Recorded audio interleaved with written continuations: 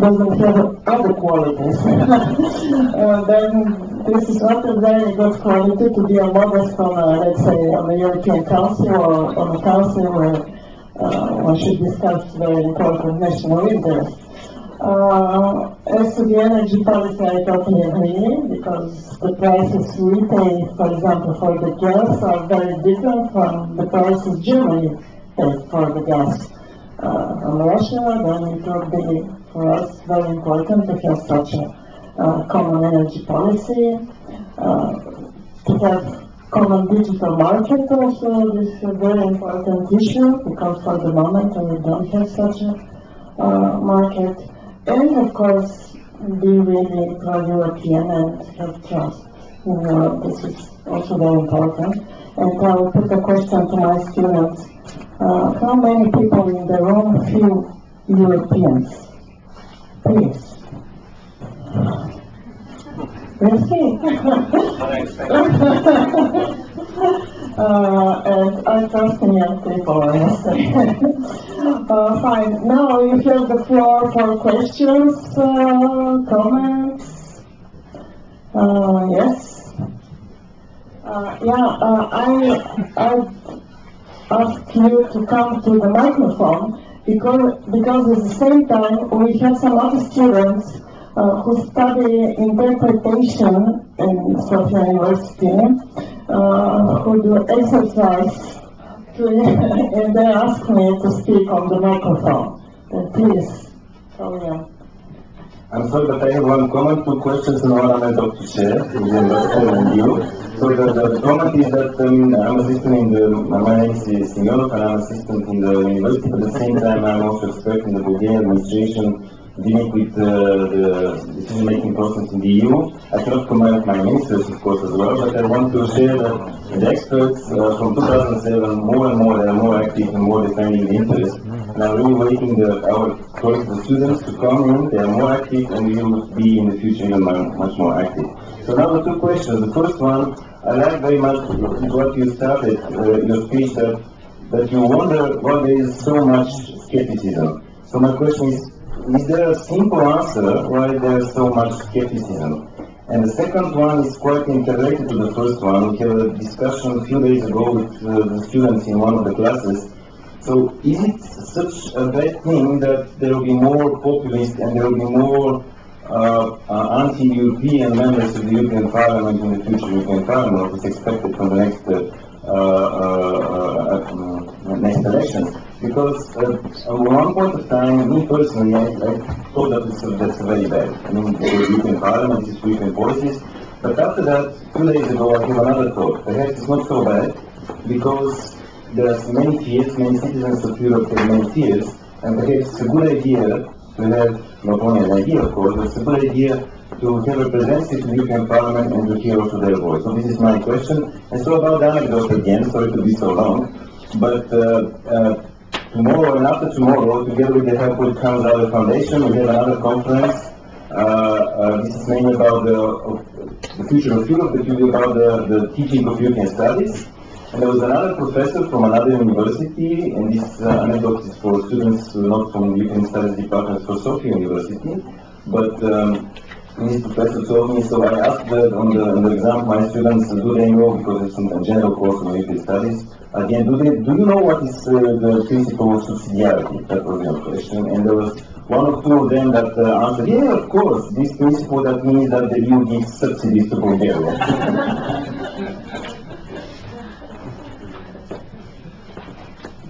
Well, thank you very much for your anecdotes, very much, and for your two questions. And they are extremely relevant, especially in this time of European campaign.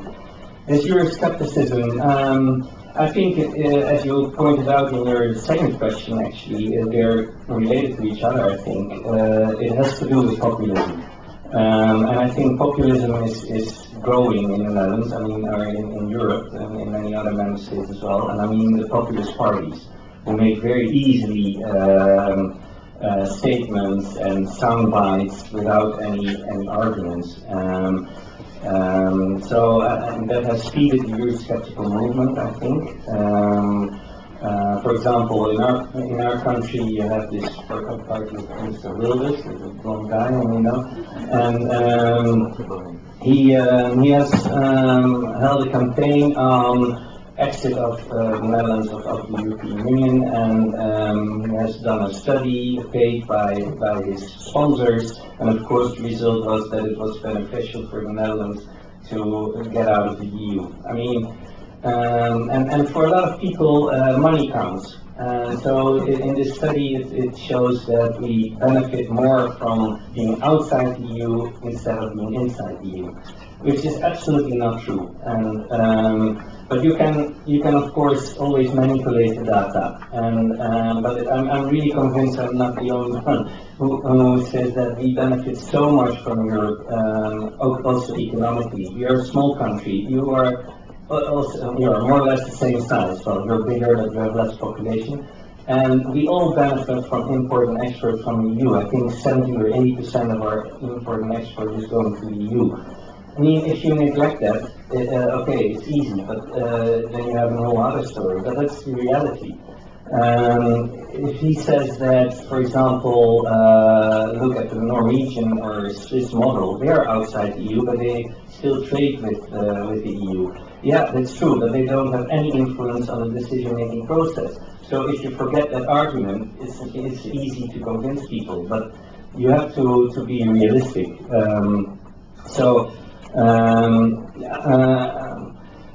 This whole Eurosceptical movement started in the Netherlands with this referendum, which was, as I said, a wake-up call.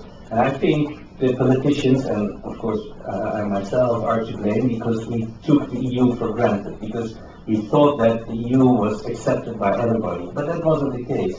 And it was not the case that it was not accepted, but people were badly informed. And they didn't realize what the EU was all about. Because we were so convinced, and that's maybe also my risk, that I'm so convinced about Europe that you forget to explain why it is that you're so enthusiastic. In my previous job, I was Director for Legal Affairs at the Ministry, and I had to deal with a lot of people who make the legislation, national legislation, so the implementations of EU directives into national legislation. And they always told me, well, we get another directive from the EU and it comes from Brussels. I mean, you're talking about national legislators who even don't know that we are part of the decision-making process in Brussels. So they are maybe at the end of the circle to implement the legislation and to formulate the legislation, but they forget that we were also part of the negotiations who led to this directive and that we accepted this directive. So there's a lot of bad formulations and bad notices which influence people who are a little bit of distance about the real material of the EU. Coming to your second questions, which again they are more or less related, I agree with you that it is good that you have a debate in the European Parliament, because the European Parliament, to be honest, is the weakest part of the chain. It's not a very popular institution, and in my personal view, again not formally but personally, I think the European Parliament should be strengthened. With the Treaty of Lisbon, the European Parliament has already more influence and it acts accordingly, but in fact, in publicity, the European Parliament is nowhere. I mean, where do you see any kind of positive report on a discussion in the European Parliament? You won't see it. I mean, national newspapers are not covering the European Parliament, even the more specialized media don't cover the European Parliament, so the debate is, it's not the right debate. And the institution is too big, it's difficult to follow, it's far away, and even I don't follow the European Parliament today. So maybe, because we have some populist parties probably in the European Parliament, we will get some more reflections of the discussions in the European Parliament, but again, I'm wondering whether that is the right debate, because the debate should be on the real issues, like European defense policy, or energy, or ICT, or digital world. But you don't see that debate. I mean, the debate is going on in the European Parliament because they're not nowhere, and they debate these kind of issues, but we don't see it. and they have a limited influence on the decision-making process, I think. So, short answer on your question, yes, it's good that populist parties are there, as long as they go into the substance and in the real arguments, and not in sound bites. Колеги, други въпроси? Да бъдете, don't be modest like our ministers.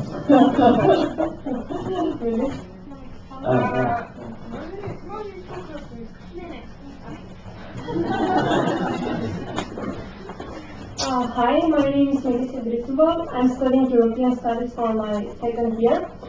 First, I would also like to thank you. It was a real pleasure listening to your speech. And now, a little bit rigorous question. It's about your personal view. Will Bulgaria and Romania soon be in the Schengen zone? I didn't expect that question.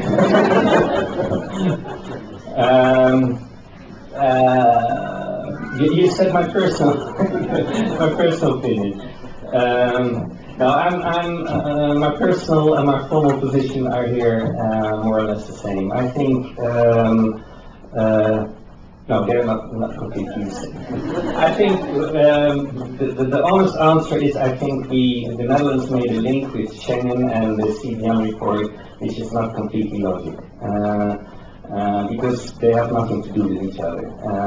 Well, you can argue that there is a link between the two, but it's far-searched. And since we are a big family here, I can be open and frank. I think this link is a little bit far-searched.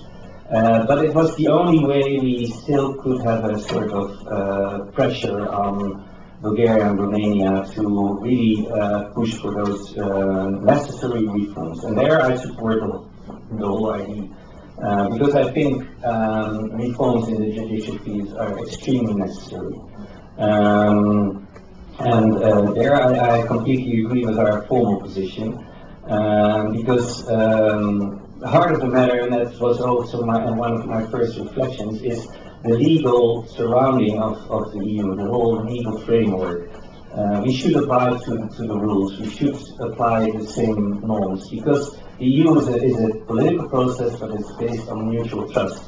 And if you cannot trust each other's system, then that deteriorates the whole structure. And there I'm really convinced, also within my European conviction, that those rules are there, but they should be maintained and they should be applied. And it's not to be critical of Bulgaria and Romania that nothing is happening, but there I'm becoming frank again. I think it's an extremely complicated situation, and I was really surprised coming here. I've been here now for almost a year.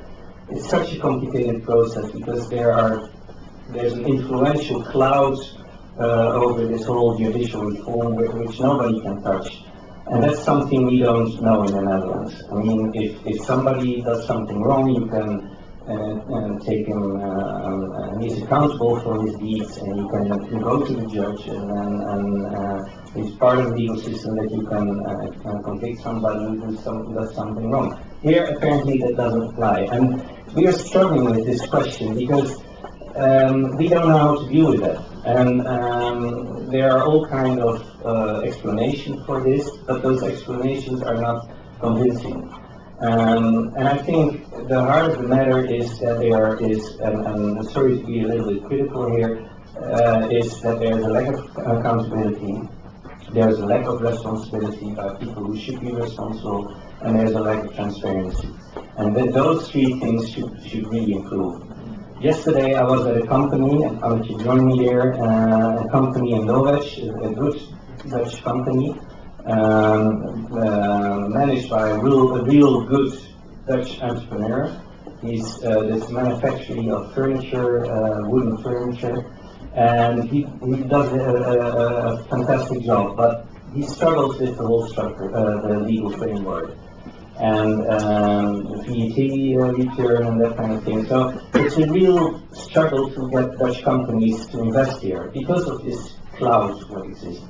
it's one of my challenges, of course, and I discussed this with Professor Chikova when we met before, that I want to balance this negative criticism from the Netherlands and other countries towards Bulgaria with positive elements. And I want to attract more foreign investments, and especially Dutch investments. But they all struggle with this cloud, so to say. Because if you have a good business, you want to rely upon the legal system. You want to be sure that your rights are being maintained, that you can enforce your rights. And people doubt that, rightfully or not, but there's a lot of doubt about this whole system. So I think it's also in the benefit of Bulgaria, and especially in the economic development of Bulgaria, to catch up with the legal system and to have this judicial reform. But at the same time, I know how extremely difficult it is. That's also why I promote in the Netherlands that we not only express our criticism, but also do something about it. And to have some bilateral projects, to share experiences, to have more exchange of knowledge, and to have judges, policemen, public prosecutors exchange, so they learn from each other. That won't still solve this cloud, which is somewhere, and that takes time. But I think the only trick is to keep people accountable. And maybe a last word on this question is that I think Parliament should function better, because this is the most democratic controlling mechanism, and I think there's some, that could be better, that could be improved, so to say, politely and diplomatically. And since Parliament is not conducting its controlling role, the media should do it. But also the media is a little bit doubtful here, and they also don't play this role. I mean, in the Netherlands, if you have a scandal, the papers will jump into it and they will follow it until, in the end, the guy is prosecuted and before the judge. But they follow it up. Here, what you see is that there's a scandal, and it's in the newspapers, and then you don't hear anything. So the person, whether the scandal is right or not, and the person is harmed, whether rightfully or not, but nothing is happening. And the third layer of the controlling mechanism is the NGOs. NGOs and you all, civil society. But it's very difficult to get focal. And the demonstrations were, of course, an expression of this dissatisfaction, and I think that was a very good thing. The only thing which was lacking is real demands, real concrete demands. So it was difficult to maintain them. But you need a controlling mechanism, and as long as you don't have that, you won't have this accountability, responsibility, and transparency. So I think that's a long answer on your question, but I think I really hope that the Bulgaria and Romania will enter Schengen very soon, because I think that's not a core of the matter, and you can only benefit from it. I'd like to thank you very much, Ambassador, for your openness, for your frank speech.